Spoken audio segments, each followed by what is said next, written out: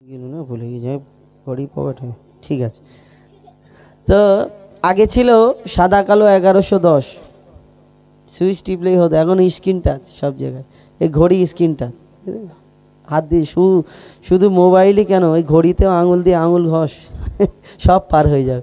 তো আগে আমার এই যেই জন যুবক ভাইরা প্রত্যেক মানুষ, আর এর আগের জেনারেশন যে আমার দাদু তার বাপেরা, তখন সেই যুগেতে ঘড়ি চলতো খুব, হাত ঘড়িতে এই সিলভার রঙের ঘড়ি। ও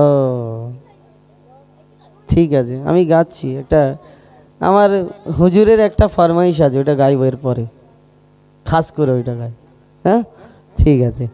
তো এই ঘড়ি আমরা হাতে, অনেকজন আগে মুরব্বী বাপ চাচারা ঘড়ি পরতো কিসের জন্য? ওই সিলভার গোল্ড এবং কত কি ঘড়ি পরতো, এই ঘড়িটা দেখার জন্য কোন সময় কটা বাজে কি হবে। আর এখন ডিজিটাল যুগ, সব ঘড়ি হাতে পরি, কেউ বড় ডাইসওয়ালা, কেউ স্ক্রিন টাচ, কিন্তু অনেকজনের ঘড়ি চলে, অনেকজনের চলে না। স্টাইল দেওয়ার জন্য ঘড়ি পরি, স্ক্রিন টাচ ঘড়ি পরি, কিন্তু আমার ঘড়ি সময় ঠিক থাকে না। কিন্তু আপনার হাতের ঘড়ি যতই যা পারে হয়ে যাক না কেন, ঘরেতে একটা ঘড়ি লাগানো থাকে, দেয়াল ঘড়ি যার নাম। এই দেয়াল ঘড়ি প্রত্যেক মানুষের ঘরে আছে। যদি একবার বন্ধ হয়ে যায় তাহলে কি হবে? ওই দাদা একবার বলবে, হ্যাঁ ব্যাটারিটা লাগা জলদি করে, ঘড়ি বন্ধ হয়ে গেছে। আর মা বলবে জলদি ব্যাটারি এনে, আর দোকানে যায় 15 টাকা দিয়ে একটা নিপ্পো না কি কোম্পানির ব্যাটারি হয়, ওই ব্যাটারি এনে লাগালাম, আমরা টিক টিক টিক টিক করে ঘড়িটা চলে। এই ঘড়িটার সাথে আমাদের জীবনে একটা মিল রয়েছে। কেমন বলুন তো? এই ঘড়িতে 3টে কাঁটা আছে, টিক টিক টিক টিক করে, আবার ব্যাটারি লাগালে চলতে থাকে। এই ঠান্ডার সময় আপনি যখন ঘরে গিয়ে শুয়ে পড়বেন, দেখবেন ওই ঘড়িতে একটা শব্দ হচ্ছে, টিক টিক টিক টিক করে শব্দ হয়। এই ঘড়িতে 3টে কাঁটা, সেকেন্ডের কাঁটা, মিনিটের কাঁটা, ঘন্টার কাঁটা। আমাদের জীবনে দেখবেন ঠিক এই কাঁটা একটা, এই পা একটা কাঁটা, এই সেকেন্ডের কাঁটা যে টিক টিক করে শব্দ হয়, এর সঙ্গে মিল আছে। কেমন? আপনি এই হার্টবিট এইখানে একবার কান দিয়ে ভালো করে শুনবেন, ঠিক ওই সেকেন্ডের কাঁটার মতো একটা শব্দ করে, টিক টিক টিক টিক করে। ওই ঘড়ি বন্ধ হয়ে গেলে 15 টাকা দিয়ে ঘড়িতে ব্যাটারি লাগালেন, আবার চালু হয়ে যাবে। কিন্তু আপনার এই জীবন ঘড়ি যদি একবার বন্ধ হয়ে যায়, 15 কেন, 30 কেন, 40 লাখ কোটি যত আপনি টাকা খরচ করেন, ব্যাটারি লাগান, আপনার এই জীবন ঘড়ি চলবে না। আপনি মনে করবেন সময় আপনার শেষ। আল্লাহ যতক্ষণ সময় দিয়েছিল ততক্ষণ আপনার এই ঘড়ি টিক টিক টিক টিক করে চলেছে। তো এই জীবন ঘড়ি সম্পর্কে এই দুনিয়াতে কবি ছন্দের মাধ্যমে লিখছে, দেখুন। আহা টিক টিক টিক টিক যে ঘড়িটা বাজে, ঠিক ঠিক বাজে, ও টিক টিক টিক টিক যে ঘড়িটা বাজে, ঠিক ঠিক বাজে। কেউ কি জানে সেই ঘড়িটা লাগবে কয়দিন কাজে, কেউ কি জানে সেই ঘড়িটা লাগবে কয়দিন কাজে। Tick tick tick tick tick tick tick tick tick tick tick tick যে ঘড়িটা বাজে, ঠিক ঠিক বাজে। কেউ কি জানে সেই ঘড়িটা লাগবে কয়দিন কাজে, কেউ কি জানে সেই ঘড়িটা লাগবে কয়দিন কাজে। এই ঘড়ি যতক্ষণ আপনার টিক টিক টিক টিক করবে, ততক্ষণ আপনার ছেলে আব্বা বলবে, মেয়ে আম্মা বলবে, আর সাথের স্ত্রী স্বামী বলে ডাকবে, আর প্রাণ প্রিয় স্বামী বলে ভালোবেসে ডাকবে। কিন্তু আপনার এই সময় দমটা যখন থাকবে না, তখন আপনার স্ত্রী আর স্বামী বলবে না, বলে জলদি করে মাইয়াতকে পুঁতে দাও, তখন মাইয়াত হয়ে যাবে। কবি ছন্দের মাধ্যমে আর কি লিখছে, দেখো। আহা জগ জগ টক টক জীবন ঘড়ি, জগ জগ টক টক জীবন ঘড়ি করে যত দিন, দাম থাকে তার সবার মাঝে বন্ধু তত দিন। জগ জগ টক টক জীবন ঘড়ি করে যত দিন, দাম থাকে তার সবার মাঝে বন্ধু তত দিন। মনের মাধুরী মিশিয়ে সাজায় নানান সাজে, মনের মাধুরী মিশিয়ে সাজায় নানান সাজে। কেউ কি জানে সেই ঘড়িটা লাগবে কয়দিন কাজে, কেউ কি জানে সেই ঘড়িটা লাগবে কয়দিন কাজে। Tick tick tick tick tick tick tick tick tick tick tick যে ঘড়িটা বাজে, ঠিক ঠিক বাজে। কেউ কি জানে সেই ঘড়িটা লাগবে কয়দিন কাজে, কেউ কি জানে সেই ঘড়িটা লাগবে কয়দিন কাজে। আল্লাহকে ওয়াদা করে আসলাম, আল্লাহ তোমার দুনিয়া যাব, তোমার ইবাদত করব, তোমার সব কিছু করব। দুনিয়াতে এসে সব ভুলে গেলাম। কি দুনিয়াতে আমার একটা মোবাইল হাতে যদি পাই, ওরে সব দুনিয়া, দিন দুনিয়া সব কিছু ভুলে যায়।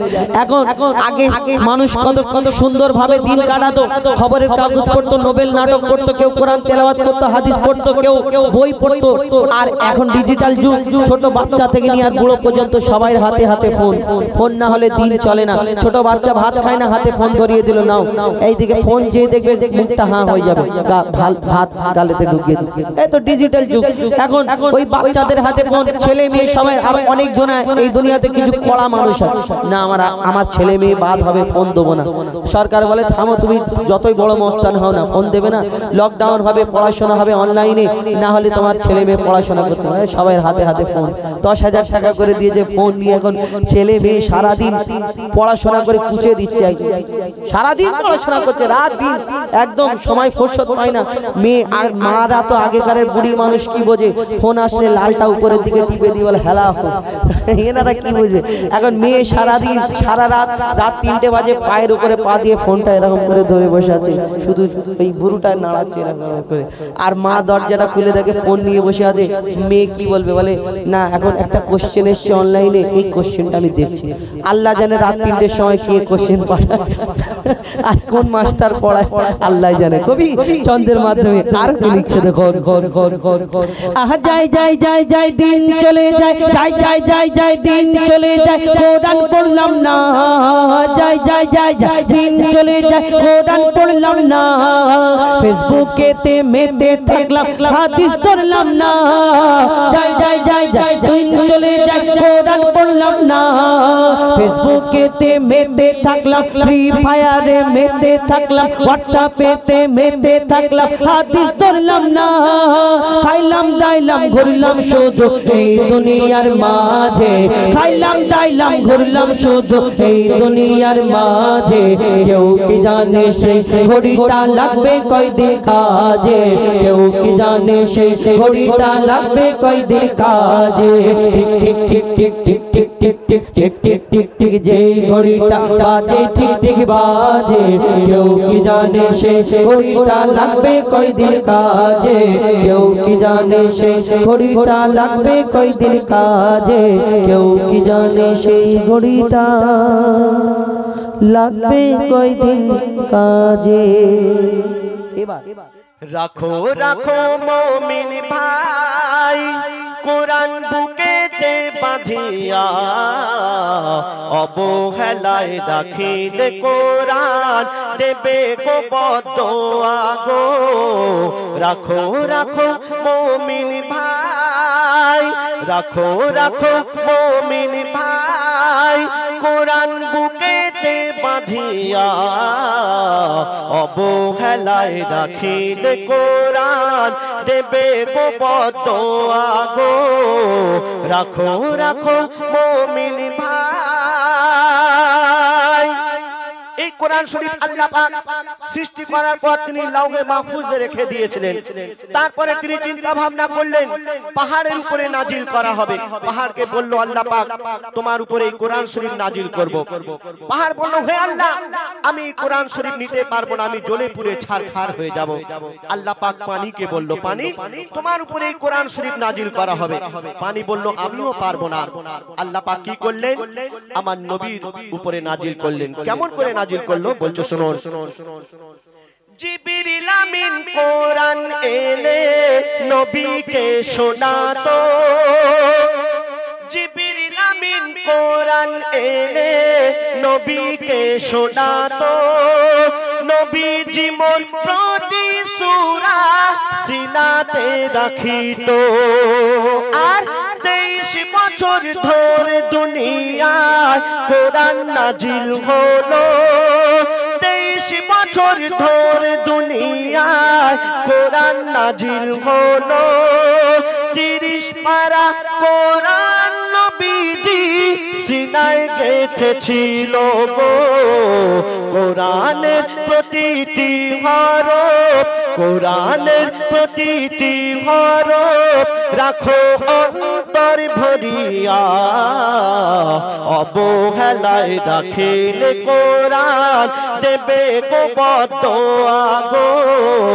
রাখো রাখো মুমিন ভাই, রাখো রাখো মুমিন ভাই, কোরআন বুকেতে বাঁধিয়া, অবহেলায় রাখিলে কোরআন দেবে গো বদদোয়া গো।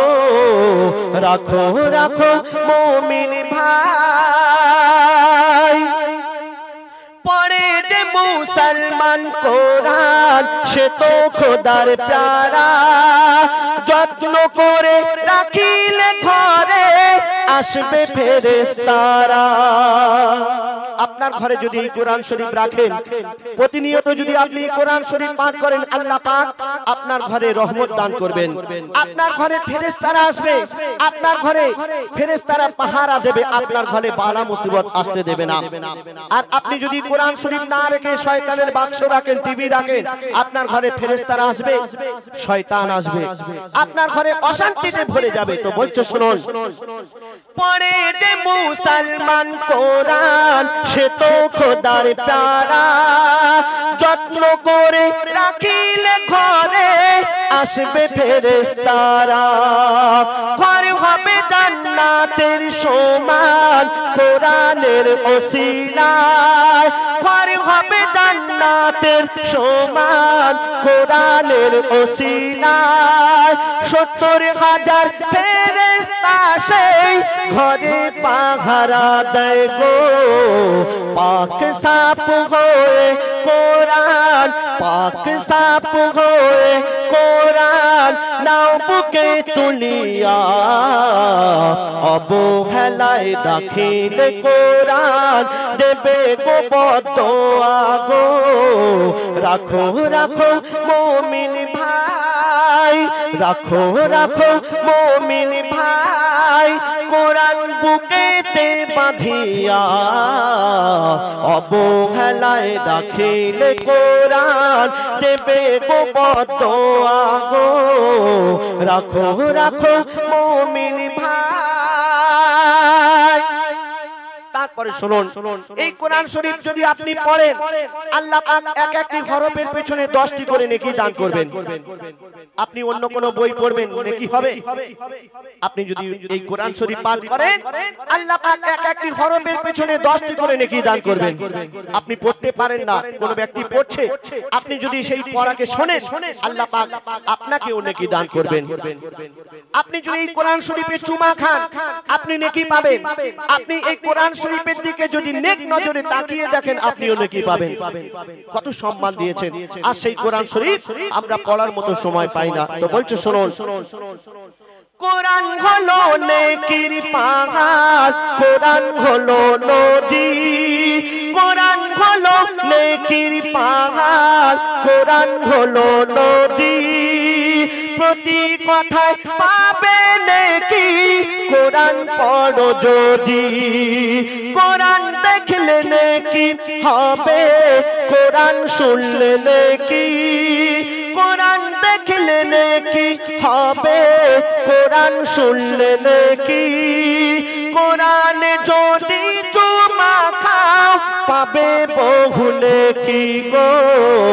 নেকির পাহাড় ঘরে ফেলে, নেকির পাহাড় ঘরে ফেলে যাও কোথায় ছুটিয়া, অবহেলায় রাখিলে কোরআন দেবে গো বদদোয়া গো। রাখো রাখো মুমিন ভাই, রাখো রাখো মুমিন ভাই, কোরআন বুকেতে বাঁধিয়া, অবহেলায় রাখিলে কোরআন দেবে গো বদদোয়া গো। রাখো রাখো মুমিন ভাই। শেষ কথা শুনবেন, গভীর মনের প্রশ্ন। কি প্রশ্ন? আমার মন প্রশ্ন করে কোনটা বলো আগে, নামাজ পড়া আগে নাকি কোরআন পড়া আগে? কেন? আপনি নামাজের জন্য নিয়ত করলেন, আল্লাহু আকবার বলে নিয়ত করলেন, বুকে হাত বাঁধলেন, তারপরে আপনি যদি কোরআন শরীফ না জানেন, চুপচাপ দাঁড়িয়ে থাকেন, আপনার নামাজ হবে? নামাজ হবে না। আপনাকে কোরআন পড়তে হবে নামাজের মধ্যে। তো কবি ছন্দের মাধ্যমে কি লিখছেন শুনুন। আমার মন প্রশ্ন করে কোনটা বলো আগে, নামাজ পড়া আগে নাকি কোরআন পড়া আগে? কেন? কোরআন শরীফ এসেছিল নামাজের আগে, কোরআন শরীফ এসেছিল নামাজের আগে। নামাজে দাঁড়ালে প্রথম কোরআন পড়তে লাগে গো, বলছে কবি মঈদুল ইসলাম, বলছে কবি মঈদুল ইসলাম, চলো কোরআনের পথ ধরিয়া, অবহেলায় রাখিলে কোরআন দেবে গো বদোয়া গো। রাখো রাখো মুমিন ভাই, রাখো রাখো মুমিন ভাই, কোরআন বুকেতে বাঁধিয়া, অবহেলায় রাখিলে কোরআন দেবে গো বদোয়া গো। রাখো রাখো মুমিন ভাই, রাখো রাখো মুমিন ভাই।